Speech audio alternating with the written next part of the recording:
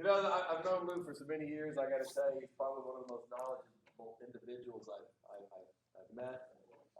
And the only thing, that's one thing I got to watch. He only gets an hour, so I'm going to be cutting him off. But trust me, he can sit up there and probably talk for 8 hours. Mm-hmm. But Lou, days. So thank you. Thank you, Robert. I appreciate it. Thank you, everybody, for attending. We appreciate it. My name is Lou Migliori, president of LGM and Associates Technical Flooring Services. We are a consulting troubleshooting firm in the industry located here in Dalton, Georgia. I am 53 years in the industry. We are a tiny organization that specializes in working in the drain of the sewer of the industry. So there's only room for one there. And I will tell you, I am the dumbest one in the organization. So I'm going to share information with you. We got some extraordinarily intelligent people who are associates of ours in all kinds of categories. We're going to look at a lot of information first. Then we're going to look at a bunch of pictures of actual jobs that we've been out to look at that we thought were fascinating. And we've got thousands of pictures. And our work is all over the world. We will work anywhere in the world. We focus primarily on big commercial jobs into the millions of dollars. And our client base is not manufacturers, even though we're here. We do it from time to time, get retained by them if there's a big lawsuit, or sometimes they will retain us to keep us out of a case. But we're set up just like a law firm and work that way. And we stay very busy, unfortunately. But I'm going to share information with you that should be enlightening. And after we're finished, you're going to realize that you guys are brighter than you think you are. So let's get started. So we're going to talk about substrate and flooring failures. This is me. I look taller in the picture. And I am standing, by the way, so don't ask if I am. So we're going to talk about bridging the gap between installer and manufacturers. Know the product. You have to know the product that you're working with and understand it. So we're going to start with the 9 major claims categories and problem areas, which I developed many years ago when we were first doing inspection classes. And every problem that you see is going to fall into one of these categories, regardless of what the flooring product is. We deal with everything from concrete to carpet and everything in between. So we got manufacturing defects, and there's 2 types. A latent defect, which is something that manifests itself after the product is installed, or visible defects. Visible defect may be a flaw in the product, a streak, anything that you can see. If you take the stuff, unroll the product, or you take it out of the box and you see a problem, you're going to, that's a visible defect. Latent defects are things that occur later, like filament slippage, sprouting, doming, cupping, curling of a vinyl product, shrinking, things of that nature.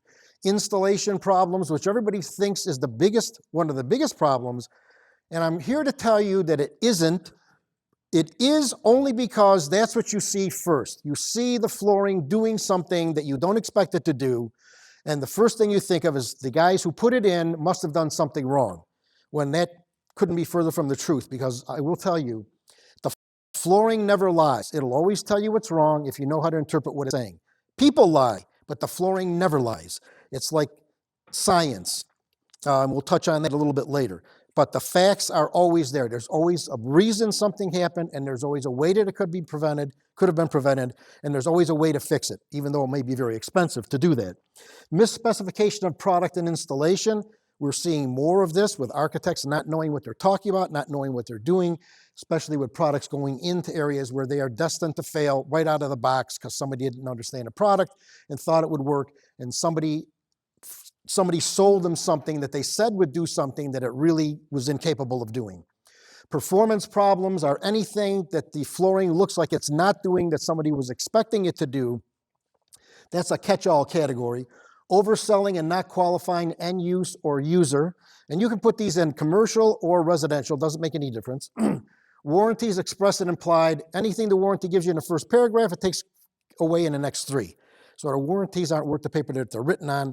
It's mostly bullshit and marketing stuff. I am a marketing guy by education who started a technical company. Maintenance is, once you put the flooring down, it has to be maintained in order for it to continue to look the way one would expect it to, whether it's carpet or hard surface flooring. And that will generate issues as far as there being, it doesn't look the way it did when we put it in, why doesn't it? We don't deal that much with those really with hard surface failure. To properly address a complaint, letting something go, these things have to be addressed immediately, because the longer they fester, the bigger the problem becomes, and the more angry the participants are, and it becomes contentious, and that's when you start seeing things escalate to the point where, everybody's pointing fingers at each other, and our job is to come in to figure out, we have to unravel the boondoggle and go backwards and start finding out what happened. Not understanding the product. The most common causes of flooring failures: overselling the product or method that was supposed to do something but didn't, misspecification, thinking something will work that won't or doesn't, and you can take pictures of these slides, do anything you want with them. This is common information. Happy to share any of this with you. Lack of product knowledge, everything new and different today. There's so much new technology coming down the pike that you couldn't possibly keep up with it. We're fortunate because we're in Dalton, and we have people come to us and show us products or technologies that we may take to a manufacturer that would solve all kinds of problems, and the industry suffers from what we call the not invented here syndrome. If they didn't invent it, they're not interested in it. And there's been stuff that's come down that's been phenomenal that would have solved all kinds of problems with carpet or other products. There's some other things that aren't so great, but this is ever changing, especially with hard surface, luxury vinyl plank, luxury vinyl tile, new core systems, recycled content, no PVC, no phthalate-based plasticizers, and all of these things, and they're going to change the products. And even people who are providing these, and I'm not saying manufacturing them, because 85% of the stuff that you're working with is not manufactured in the United States, especially when it's the flexible type product. More solid cores being manufactured here, and more plants being built on a regular basis and expanding. But, and this is a general overview, so be on the lookout for that. And you can't possibly know by looking at the product what's in it, especially if it's a hard surface product. There's no way you can tell.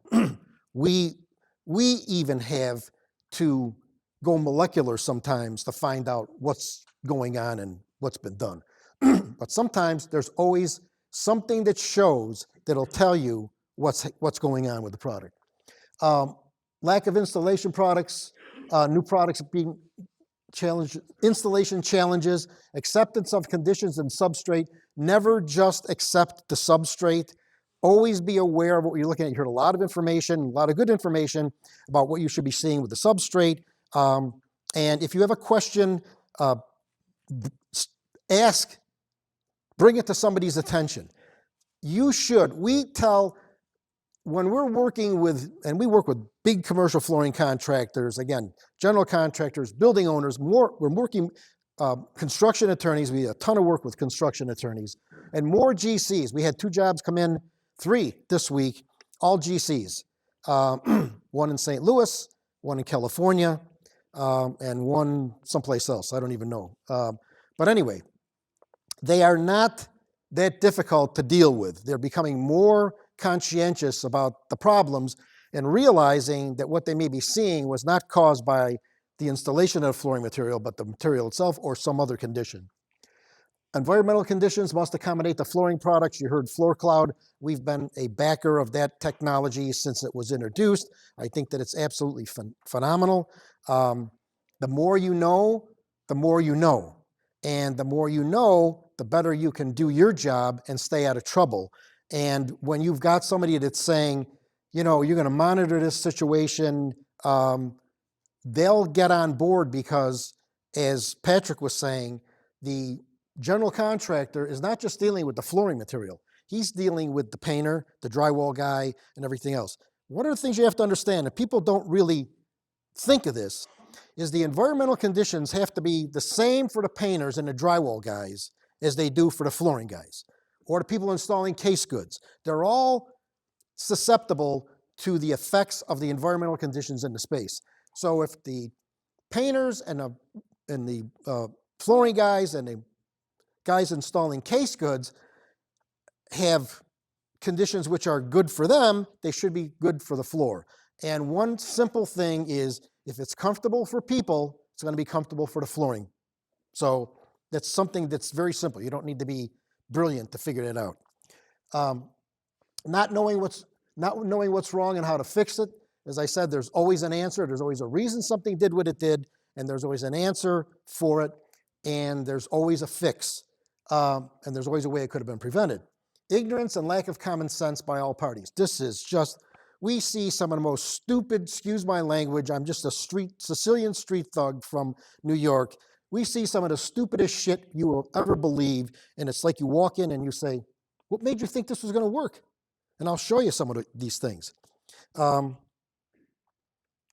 At that point, I looked rather, for an idiot, I look rather intelligent at that point. So anyway, biggest flooring problems: wrong product in the wrong place, lack of product knowledge by everyone, even the people providing the product. We work with a lot of end users who are big end users, and they will look to us to help them find the product that'll perform. And we know that there are certain manufacturers, some in here, that we never see problems with their product. So we will tell our clients, and you guys may never know it. We don't make any money on it. We're not doing anything. We're being paid by the client for consulting services. Here's a manufacturer we never see problems with. See if they've got something that'll, I'm working with them right now. I was talking to them last night. Again today, they sent information on a product. I says, you know, we told you not to put a floating floor in. This is floating. Well, something's wrong, so they come back. Yes, this is what they had. We used this product on another project. This particular project is different. So consequently, you should be all right, but we will test it. So we take the product. We actually have them send us the product. We write up the tests that we want performed by professional testing. We take the product to the lab. We have it tested for those. We retrieve the product. Then we evaluate the test results, and then we let the product sit for a period of time in our facility and reevaluate it. And a lot of times, if it curls a little bit with the tests, if you let it sit, it gets worse. And I'll show you some of those. And that's the difference between what we do and what they do. They are the best that there is, but they will give you a report that may look like hieroglyphics to you. And when you have someone who, and we write a report that explains it all, we'll send it with pictures. We're doing more and more of that type of thing so that you'll know whether or not there's a problem with the product, or if there isn't a problem with the product. And we can test for adhesives, we can test for all kinds of things. Some of the things are really fascinating. There's no two jobs that are exactly the same. I will tell you, there's no substrate that's exactly the same. And on top of that, there's no pores of concrete that are exactly the same coming out of every truck. Every one of them is different. That's the nature of concrete. The other thing is, and I want to add to some comments that people made, don't get involved in admixtures. You're not going to know what you're looking at. We've got guys that are experts. We can look at those admixtures and see if there's a red flag there that's saying this is what one of the problems is causing this as a result of what we're seeing on the job site. So here's what we're seeing. Let's go backwards engineer everything and see what we can find. And consequently, we will determine that, yes, there was this used in the concrete or that, which is contributing to this or whatever. Substrate issues, appearance loss for any reason, surface damage and alteration, failure to perform expectations, statements made by, that the flooring and people can't keep. Salespeople are generally not the best friends of the tech people. Tech people may be telling sales, you can't do this, and they'll do it anyway, and consequently they have a problem, and then they got to deal with it, and you know, it's like, we told you so. So I have been on jobs around the country, and most of the tech people around here, you know, we know each other, a lot of us. You'll see each other at the airport. And there was a case in Florida where I was looking at some carpet tile, crawling around with one of the tech guys, and, you know, we're on our hands and knees, and two of their people are there. And I says, you guys really screwed this up, didn't you? He says, yeah, we did. And, you know, but he can't admit that they did. So anyway, there's another thing that's important. Words do not change the law of physics, chemistry, or science, period. Like Neil deGrasse Tyson, the famed astrophysicist, says, whether you believe it or not. You may say something, or you may not think that that's the case, but you don't argue with science, you don't argue with physics, you don't argue with chemistry. And we deal in those areas all the time. Understand the product being considered for the location and the location itself. Is the flooring going to perform as expected? Will it meet the end user's expectation? Will it prematurely ugly out or fail? Is it the right product to use, and why? Will it live up to their expectations? What are their expectations? Nobody seems to ask. What do you expect this product to do? How long do you expect it to last? If we're consulting on a job, we will ask those questions. These are questions that if you're selling product, you should be asking, whether this is retail, whether it is commercial, whether you're selling tools, whether you're selling adhesives, no matter what it is, what are you doing? What do you expect to do? What are you looking for as far as performance? Let us know, because there's always something that will work. There's always something that would have worked when you're looking at a failure. There's always something that will work after the failure occurs, and 10 times more money is spent after the installation than what the installation itself and the purchase of the product cost. Can it be installed without problems? Will it be reasonable to maintain? Will it last as long as they want it to? How long do you want this to last? I started in the flooring business in 1971, working at a retail store in Rochester, New York, called Rochester Linoleum and Carpet. I was schlepping in the warehouse first, got onto the floor, sold, and ultimately managed the store. At that point, I've been working since I was 8 years old and decided, I don't like working for anybody. I am too violent a person to work for anybody because I would likely kill someone. Anyway, I don't play well with others. So anyway, got into the cleaning business at that time, steam carpet cleaning, and bought used equipment, started the business, was working that part-time, built the business up. My brother got me into the flooring industry because I went to college, put myself through, came out with my education in marketing with a minor in psychology that will, $4 at Starbucks will buy you a cup of coffee.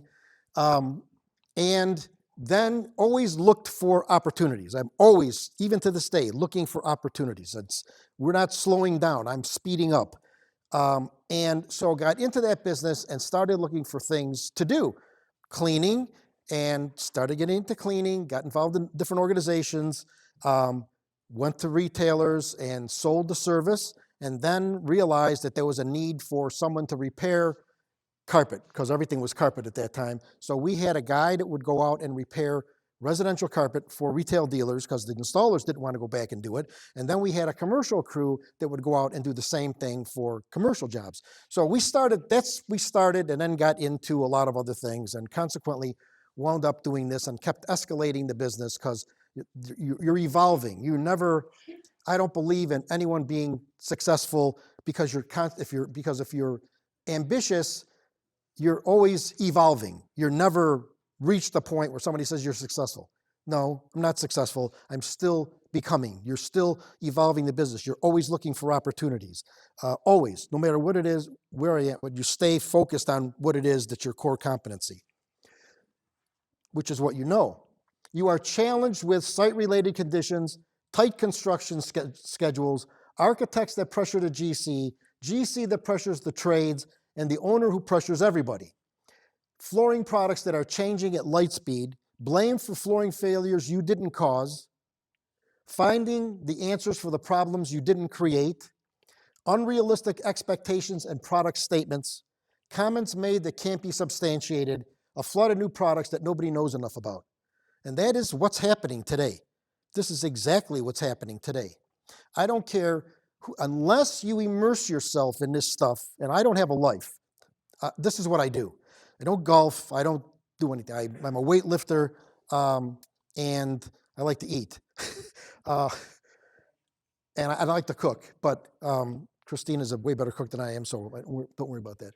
But I love this business, and I love learning. I have an insatiable appetite to learn constantly. We are constantly researching something and constantly expanding our knowledge and our reach with people that know way more than we do individually.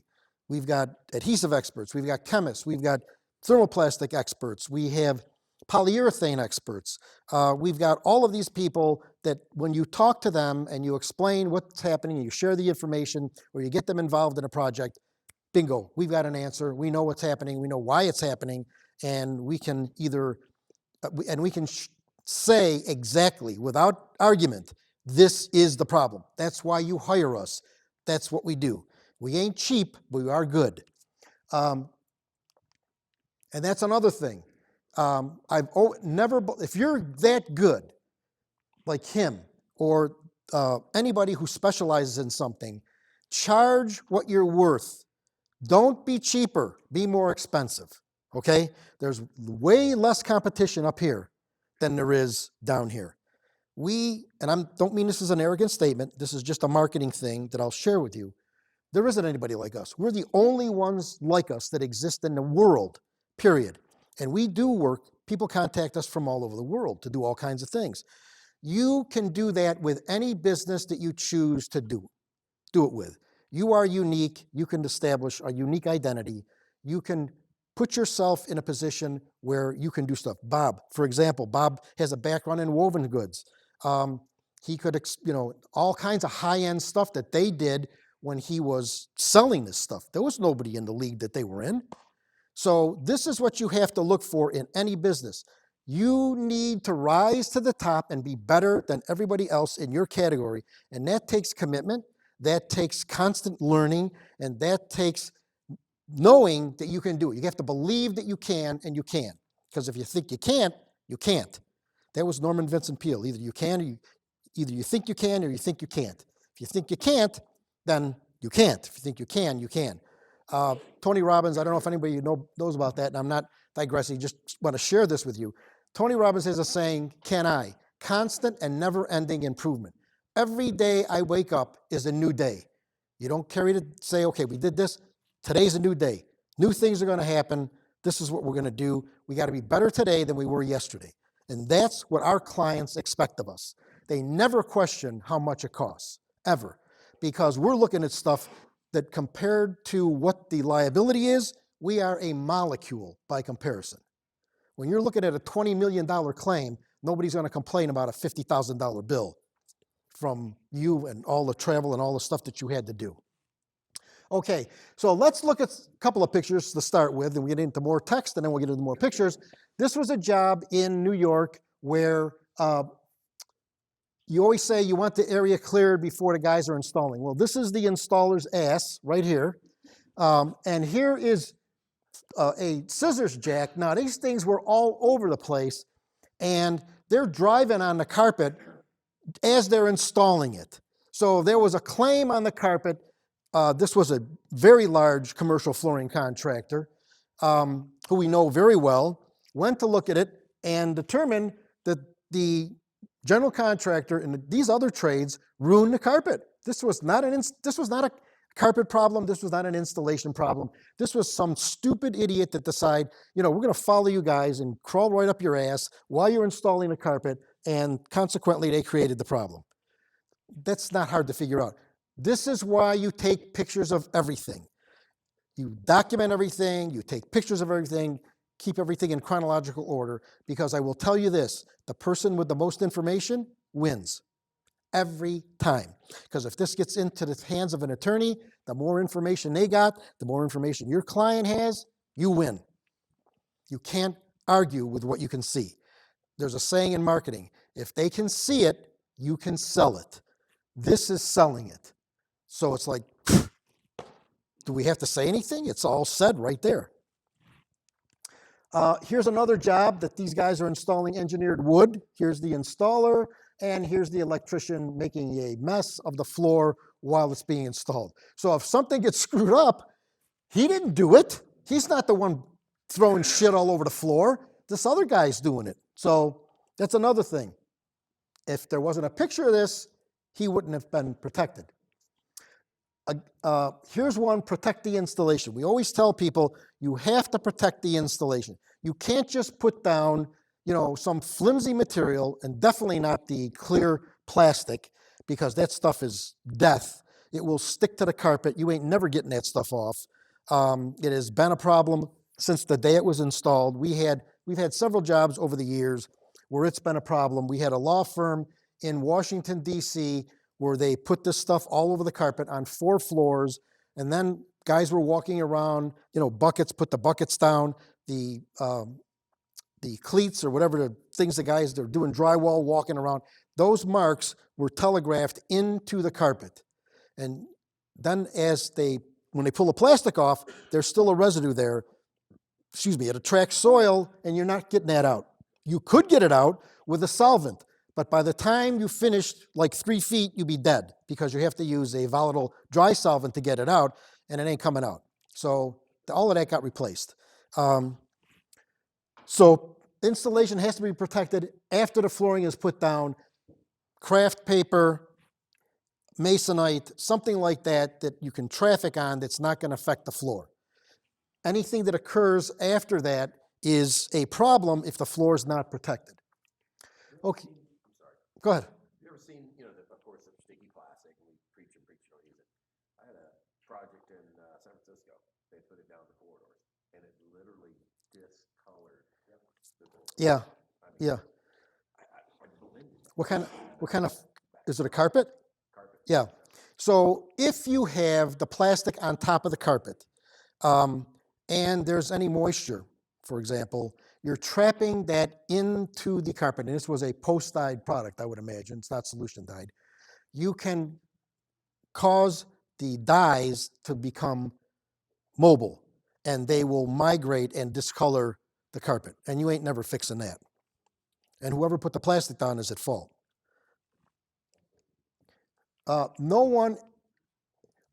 Always remember that no one intentionally manufactures a claim. So a manufacturer doesn't wake up in the morning and think, I think we're going to make some defective product today. That doesn't happen. We've had situations, we had one recently where a client was buying flooring material, hard surface, vinyl plank, had no problems with it, had another order that had all kinds of problems with, another order after that, never had had no problems with. Only this one run, and somebody did something that caused that to happen.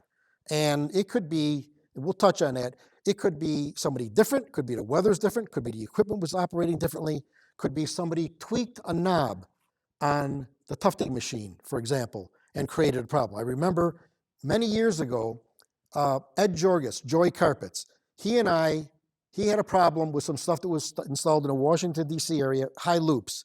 And so we went out to look at it, and I said, this is a tufting problem. You have, your tufting machine is the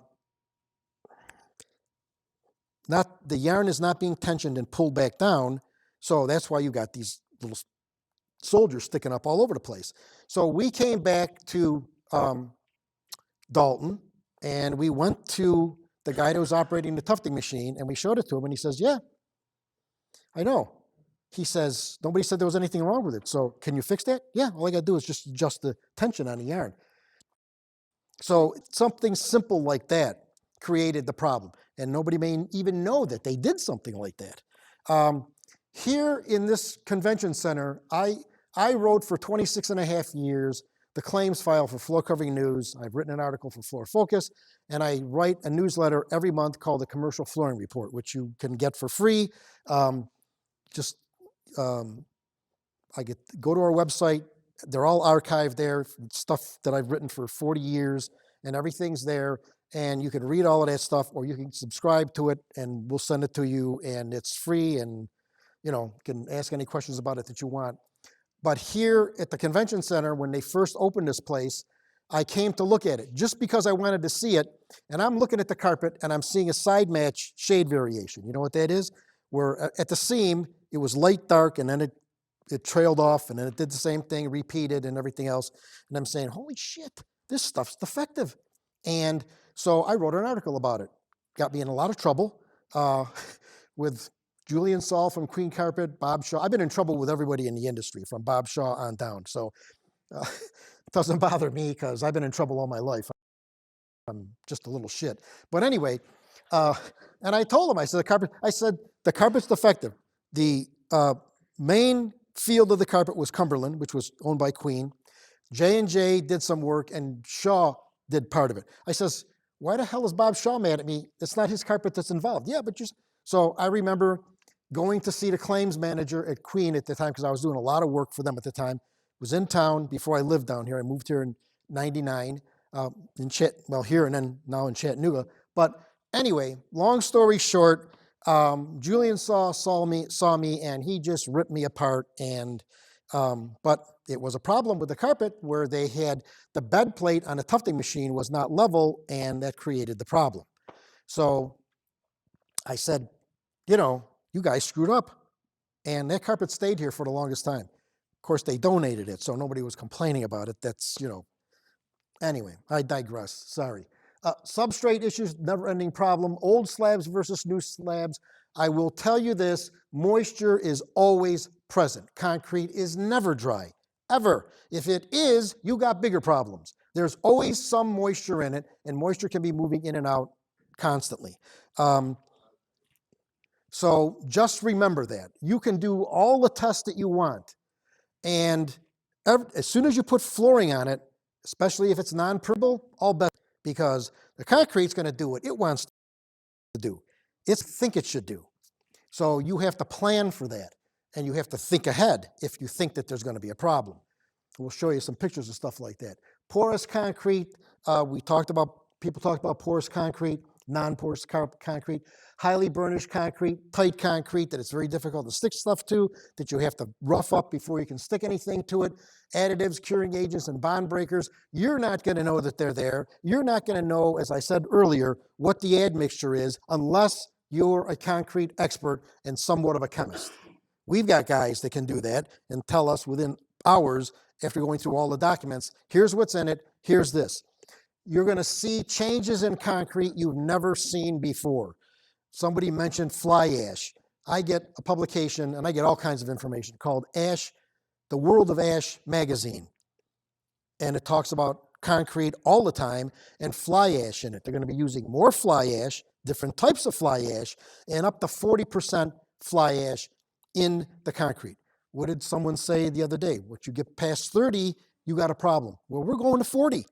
Plus all the other stuff that they're putting in so that you don't have to put so much water. Concrete uses a lot of energy. It can be very dirty, polluting, and they're trying to clean it up, and and that means adding more things to it to compensate for something else.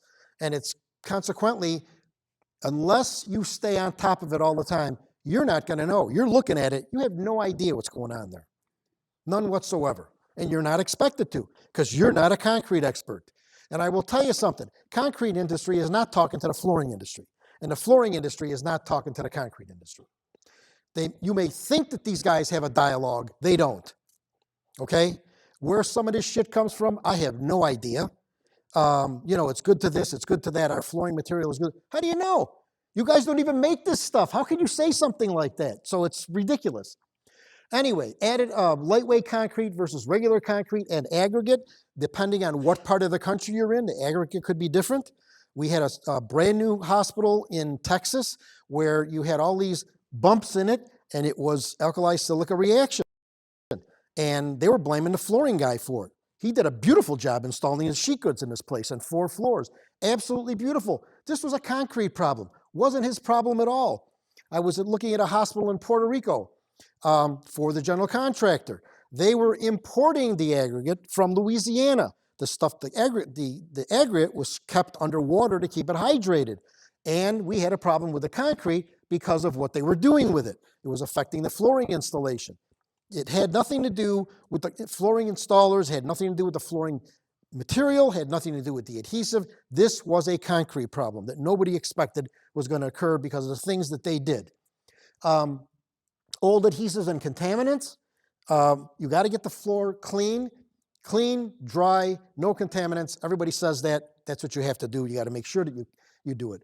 Unlevel substrates. Concrete's going to move. I do love one time looking at a job several years ago where the guy from the manufacturer said The building moved, that's why all of these planks, that's why all the tiles separated. Really? Well, explain to me how that happened. That it just individual, where these tiles were, and that's why gaps around each one of those? Sounds like bullshit to me, and it was. Okay, silicate admix failure, so you think it stops moisture vapor, it doesn't. This was a job that went on and on, just settled recently in a brand new school where there's moisture. You can see that the tiles are changing physically. You pull the tile up. When you pull something up and you see this picture framing, you see how you see this around the edges and in the center? As soon as you see that, you know there's most moisture. That's what that is. It's a telltale sign. You could be, by the Braille method, figure this out. You got gummy adhesive. You'll smell it. There'll be plasticizer that will migrate out of the flooring material because this caused then plasticizer hydration. Plasticizer migrates out of vinyl, period. That's what it does, because when you look at the composition of vinyl, all vinyl of all kinds has plasticizer, unless it's super, like a rigid plastic. There's going to be plasticizer in it to make it malleable, flexible, so it can do this. Okay? When you look at the molecular structure of that, the plasticizer molecule does not bind to the thermoplastic. It's free, and it will release, and that's just what it does. If you want proof of this, how many of you in the summertime look at your windshield and there's a film on it, and you don't smoke, and it's got this oily, filmy feel to it? That is the plasticizer migrating out of all of the components inside your car that's volatilizing. How does it smell? Well, it smells sometimes like Play-Doh, or I'll give you a perfect example. Go to Walmart, buy a cheap plastic shower curtain, open it up. That smell you smell is plasticizer.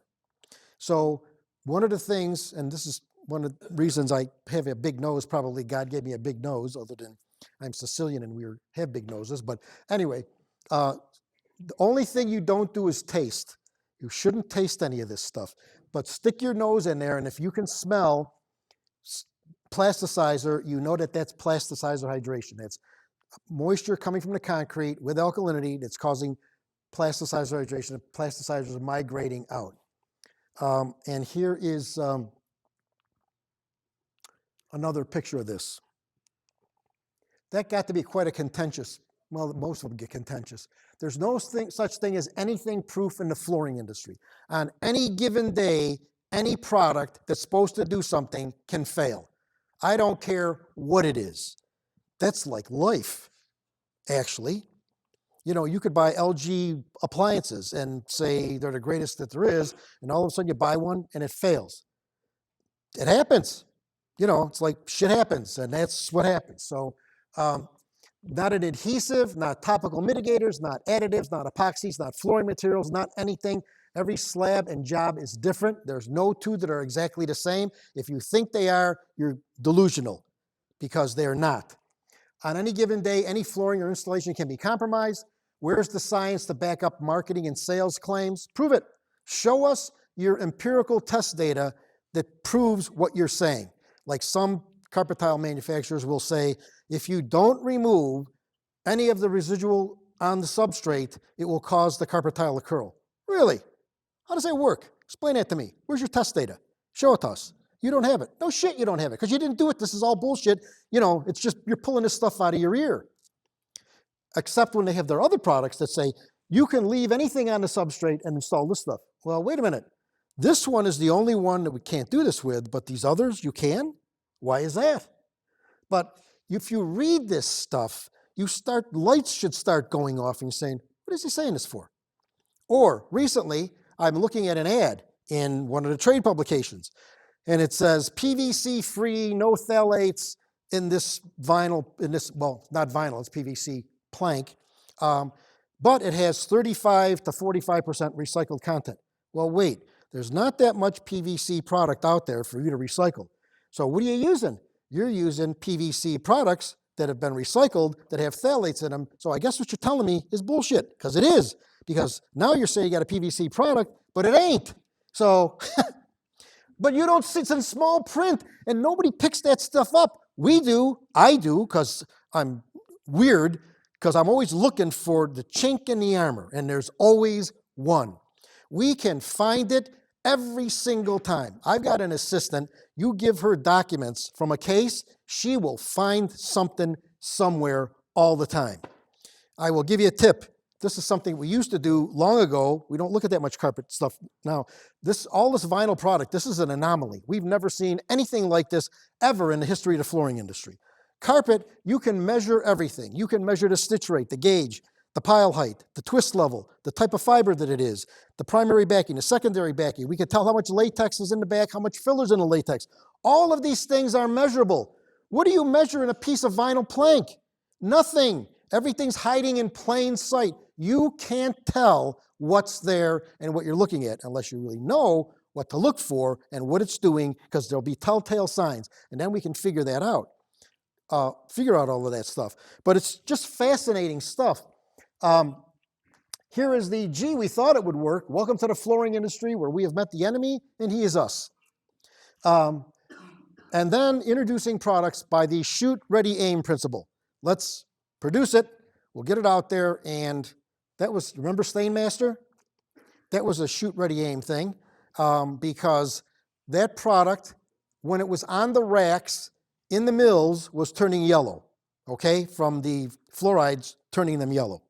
The EPA almost shut the industry down because they were dumping so much effluent into the water handling system here in Dalton. We had all kinds of issues. It turned yellow, and then using polypropylene carpet installed over rebond cushion, you had something called phenolic yellowing. You could go, the carpet would turn yellow, you could actually go out, spit on your thumb, stick it on a carpet, and that would neutralize the yellowing.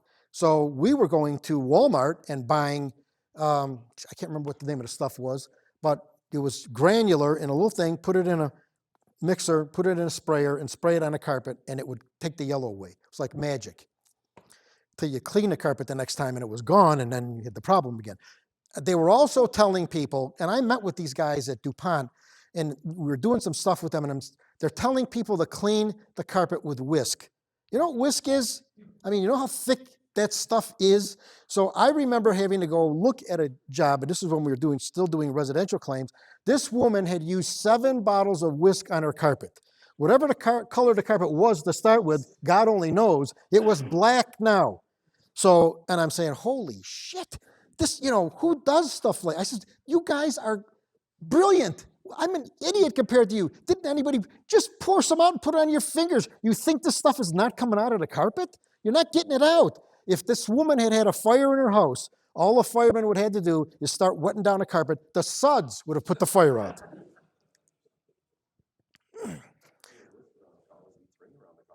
Yeah. You have to rinse that stuff out. You can't leave stuff like that will attract soil. Practice due diligence to avoid problems.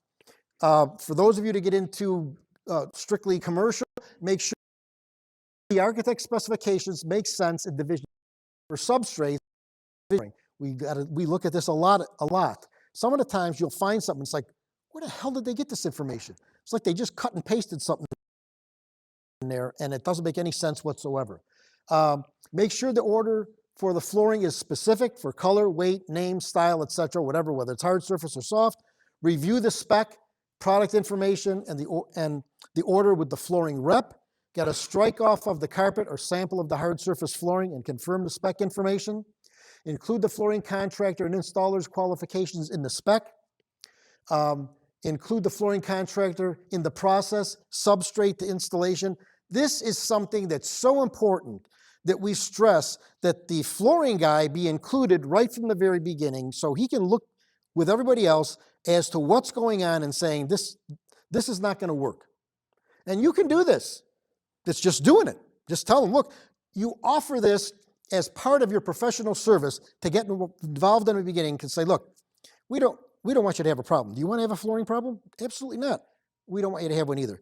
let's get involved from the very beginning. Let's work this through together, and let's make sure that we don't have a problem. Perfect.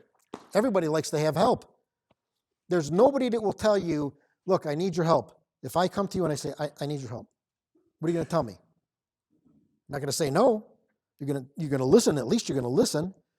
Nobody will ever not listen to you when you say, I need your help. I do that all the time with people that we work with. I need your help. This is what we got. There's a situation, whatever. Have the rep or manufacturer technical person on site at the commencement of the installation. If you think you're going to have a problem or you feel that this is a challenging job, ask them to have someone there. Most of the big people have someone. Lots of the little guys who aren't even manufacturers have nobody. I was talking to one of the tech guys at one of the big mills recently, and he was saying, I says, you know what, and manufacturers are getting rid of their technical people. So there's fewer of them because they don't make anybody any money. So, they want to make the money, but you can't have customer service unless you've got people that can go out and work with people, especially on commercial jobs. So I'm talking to this guy and I says, here's an opportunity for somebody. I told you I was looking for opportunities all the time. We've got an installation crisis, okay? In every category of trade.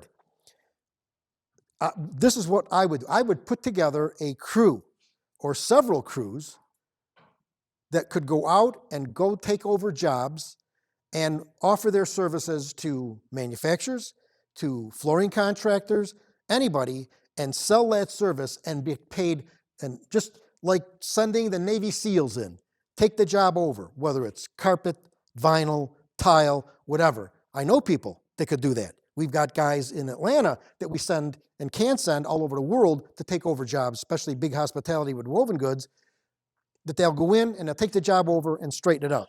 Send them to Trinidad, send them to Nashville, and they'll go. They'll go anywhere. You pay, but they'll come in and do this. That's an opportunity for somebody to say, it's like going back to the old workrooms. Remember the old workrooms where Penny's and Sears and Macy's sold flooring? They didn't install it. They just sold it. The stuff went to a workroom, and they did all the other work. That's, we've come full circle. So that's an opportunity. Maybe just in your area. Remember I told you that I was offering a service to do repair work for retailers? They had installers doing a job. They didn't want to go back and do the repairs. We would go back. Rips, tears, burns, breaks, restretches, replace metals, redo seams. And we did it. And I had the best guys. I found who was the best in town that could do this work. The commercial guys I got from one of the best commercial contracting firms in the country. They were independent contractors, and I would have them go do the commercial jobs. So these are things that you can do. Just think of what you could do. Back to this, any problems, stop the job, all parties meet, and call the manufacturer. Sonny said this before. Call, and Seth, call. Stop the job and make a phone call. And tell them, you got a freaking phone that you can take a picture with. You can show them what you're experiencing. You don't even have to describe it to them. Show them. Because what did I say before? If you can see it, you can sell it. Same thing as if you can see it, they can tell you what's going on. And they'll talk you through it and say, stop, we got a problem, whatever the case may be, or this is what you need to do to make it work. And especially on a commercial job where you're working nights, weekends, or odd hours for a project, or they're crawling up your behind to get the job finished. Areas of focus. Develop a process that's consistent. As long as the objective is the same for everyone, the customer will be better served more effectively. Know who, what, when, where, how, and why, and be able to tell people intelligently about what they need to know relative to the service or product that you're providing. Have all the information. Have a positive attitude, not negative. You want to argue with people, you listen, okay? And if somebody is standing there and they're standing like this, you stand there like this. And if they're talking in this tone, you talk in this tone. Because now they relate to you. They feel comfortable with you because you're not like this and yelling at them or trying to argue. And just say, what do you want me to do? Tell me what you want me to do. And typically, they'll tell you that they want you to do less than what you thought they were going to ask you. What you're doing is you're diffusing a hostile situation and stopping it before it even starts. Document everything, dates, times, who, what, when, where, with photos, notes, leave nothing to chance, and depending on what state you're in, you can record the conversation. You have to watch. Some states it's illegal to record. Most of them you can record the conversation and say, this is what you said. Here's the notes. Here's this. Floor Cloud will help you do that because now that device is helping you gather this data. So now you have all of this. You've got your ass covered from sunset to sun up. So here's how much time you have to install the flooring on a project. This is Emily Hops from engineering firm in Boston, SGH, yeah. Emily is great, and she created this chart years ago and let us use it. But here's, on a commercial project, here's how much time you have right here. This sliver of time is what you have to install the flooring. What did somebody say the other day? Re-wetting of the concrete. Because if the concrete gets wet, you're back to square one. Everything starts over again. Okay, so let's look at some pictures of some failures that we've been involved in. This is a job that was in Arizona, in the desert, sand. Well, not in the middle of the desert, but in Arizona. And this was I remember the architect calling first, and she was crying on the phone saying, I've got a problem. We did spec a vapor barrier underneath this. They took it out. They didn't want to pay the money for it. And now we've got this. So go out to look at it, and they did put a silicate in the concrete. So here you have, in this picture, this is the concrete. This is a membrane that was on top of the concrete. So moisture's coming up. This is water wet. You could slap this and hear it. This is water wet. Doesn't get any wetter than this. Here is the adhesive emulsifying over the top of the membrane that's over the top of the water. So it wasn't working. And here you have carpet tile in the same situation with all emulsified adhesive. So we go out there, we're working with the attorney. I went out there a couple of times, and first place you look is outside the building because the water's coming from someplace. It's hydrating the slab.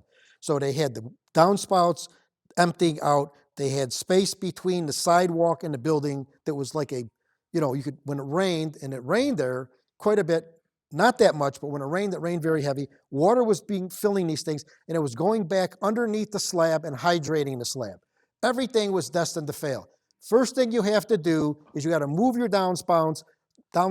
You have to stop any water coming in from the inside. You have to trench around the building. You have to put French drains around, get the water away from this, and then we'll deal with this, okay? And then we did and fixed it. So they never had a problem again. You're looking at $1 million here for something that was not that big a building.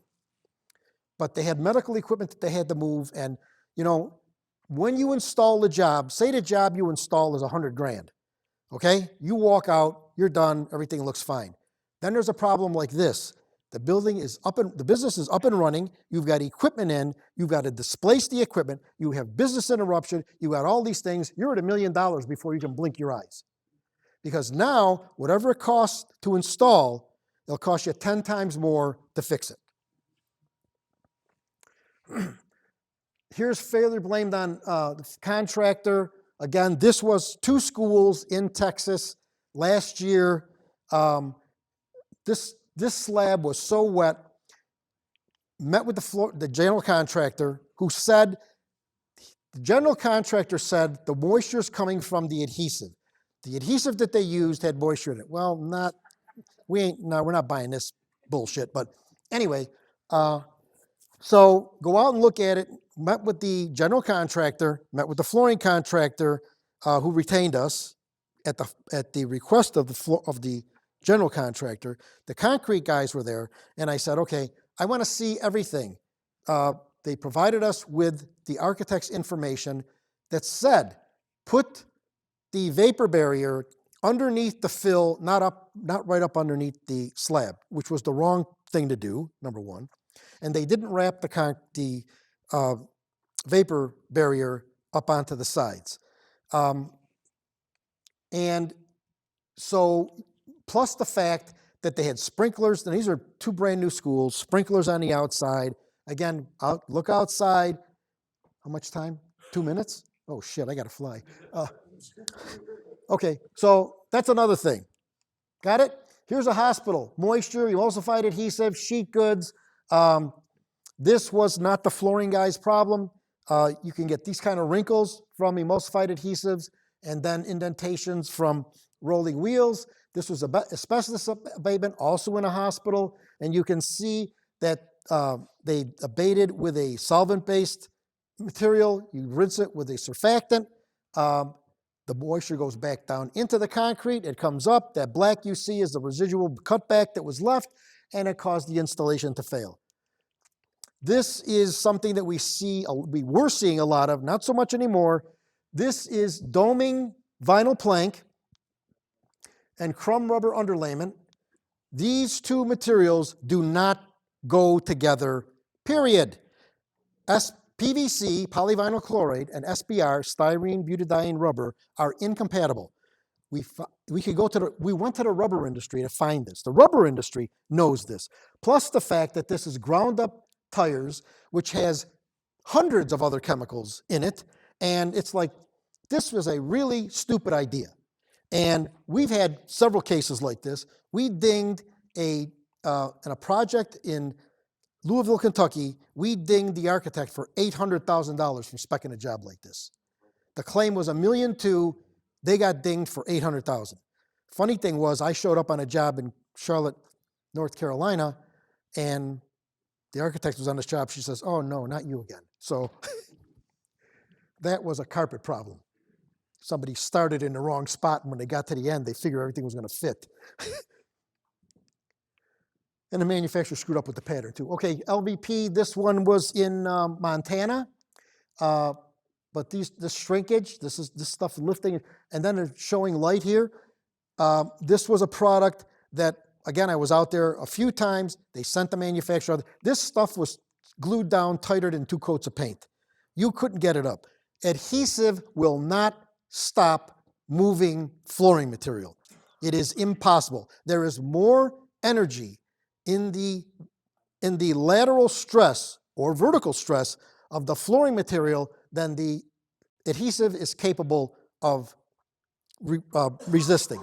It's only there to hold the products in place, not meant to keep them flat. It ain't going to do that ever, so forget about that happening. This is some more lifting vinyl.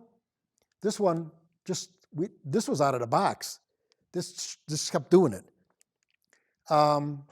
Here's some stuff that's on the edge. Here's lifting laid out on a flat surface. This was another one that you could see that it was cut wrong. And these are supposed to be the same product, but when you look at the side section, the layers are different in them. So we knew that they were different. Here's something that's very interesting. This was a job, multifamily housing. I believe this was out in Denver. And they were accusing the installers of creating a problem. And it was random lifting. It wasn't uniform. Not every tile was lifting.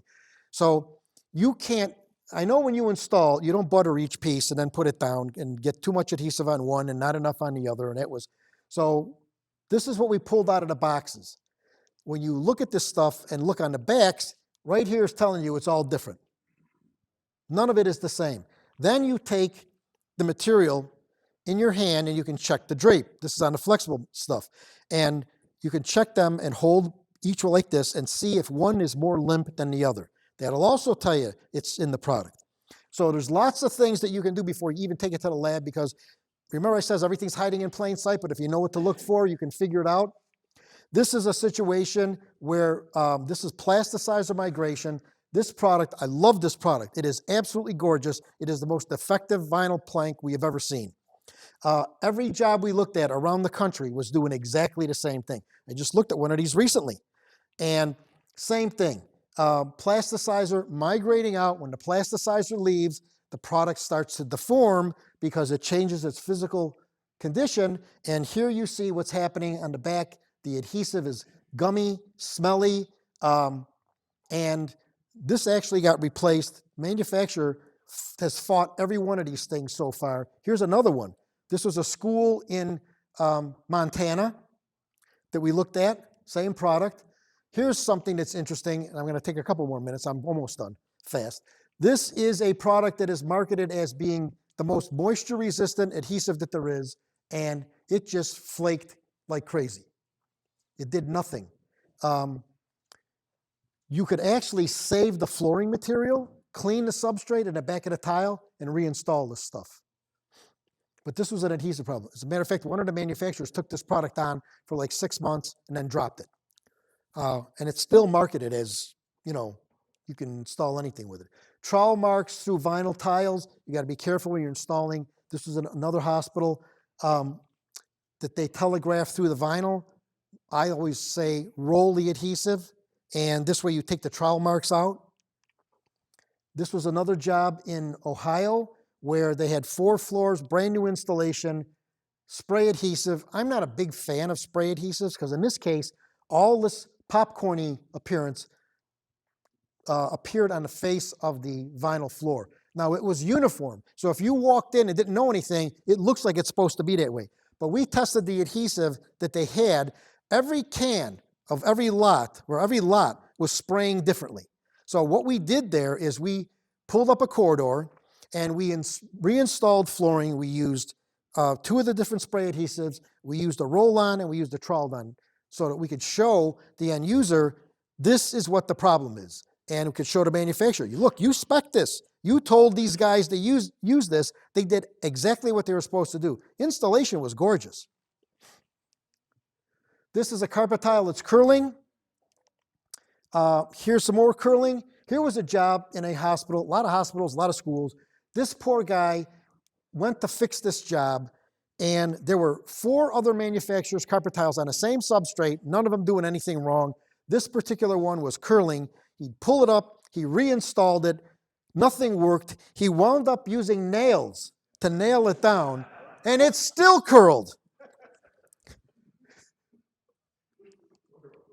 This is a job in Texas where they used a membrane that failed, didn't stop the moisture. This is not efflorescence, or effervescence, or whatever you want to call it. And by the way, I was thinking last night before I went to bed, effervescence is Alka-Seltzer, okay? He had a picture of champagne with bubbles in it. That's not effervescence, that's carbonation. So, but it looks good. You didn't know the difference, and neither did I at first, so I'm thinking to myself, anyway, okay, so this stuff was actually lifting up, and again, we looked at the outside of the building, and that was a problem, but this should have never been done. They tried a cheap way to mitigate moisture, and it didn't work. This was a job that we actually were the consultants on, and you could see a color difference in the carpet.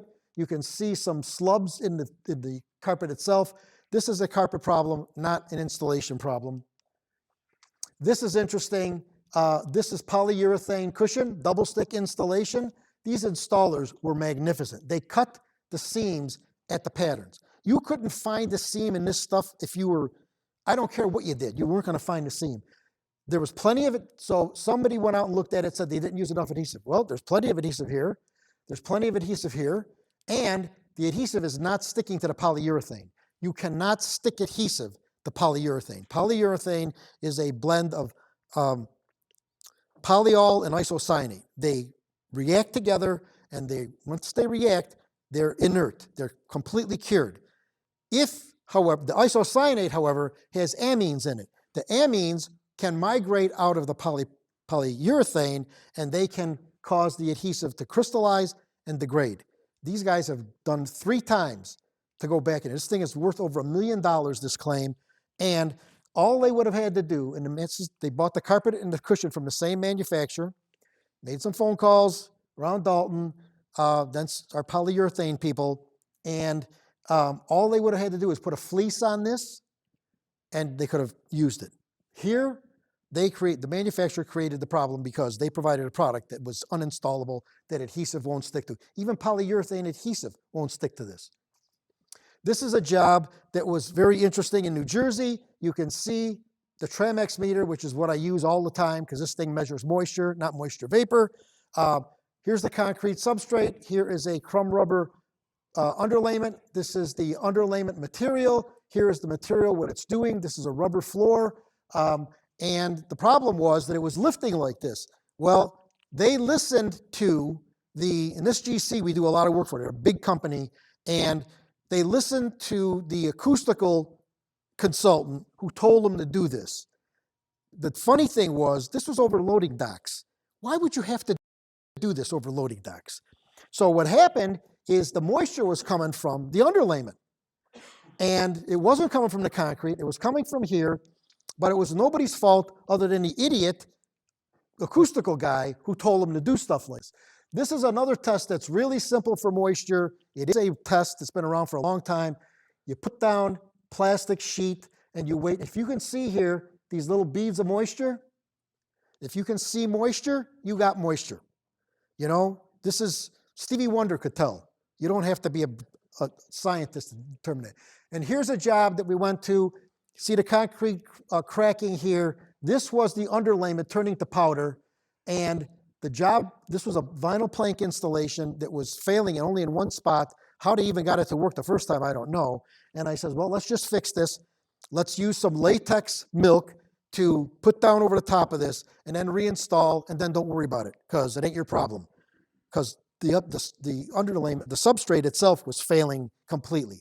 They would have had to spend $1 million to fix this. This is a retail store. They ain't spending that kind of money. And here's the reason why you don't use floating floors in a commercial installation. This was 19 floors of a brand new building in Charlotte, not even open yet, and this is what this stuff did. And you can see this. Never, I've written about this. I tell people, even clients, do not spec a floating floor. I don't care if you're gluing it down, you're still going to have a problem because we just had one with it. But this is what happens with this stuff. And here's the commercial flooring report. Here's us, and thank you. I appreciate it. You got questions, ask it.